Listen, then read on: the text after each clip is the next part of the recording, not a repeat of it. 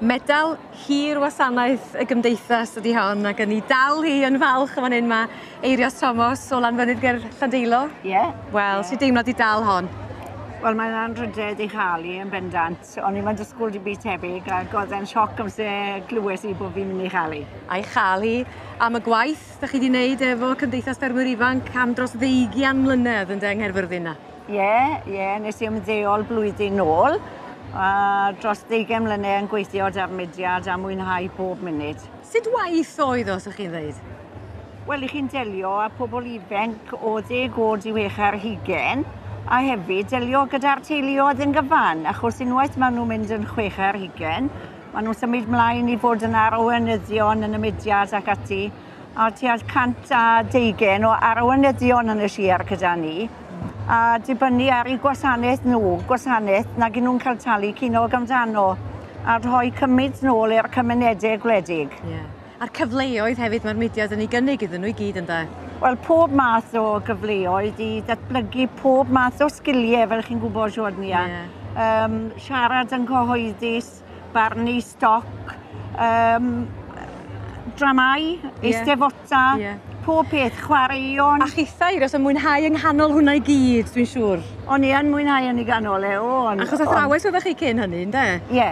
Felly wedi arfer gweithio gyda phlant a phobl ifanc? Wedi treulio yn oes gyda plant a phobl ifanc, a fel o'n i'n gweud wedi mwynhau pob munud.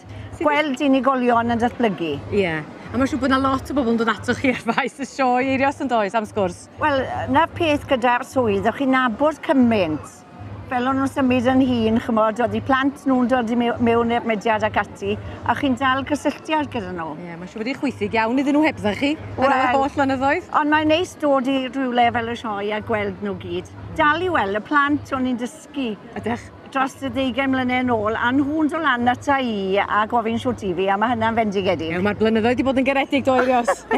Os dwi'n dal i'n abo chi fo hwnna'n dipyn o gredydd ac yn glod i chi ysgau ddeud.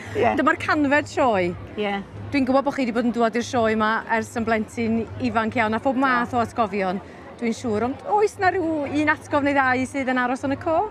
Wel, wedi stwardio yn y sioe dros 20 mlynedd a y Ffaeria hefyd, ers i sefydlu hi.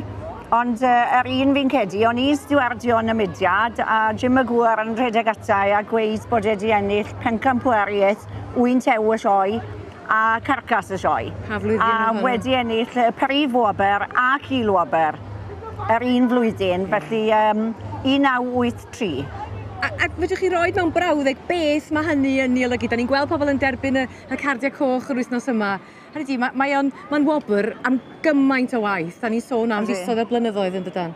Wel, jyst teimlo'n falch iawn o stoc i chi'n magu.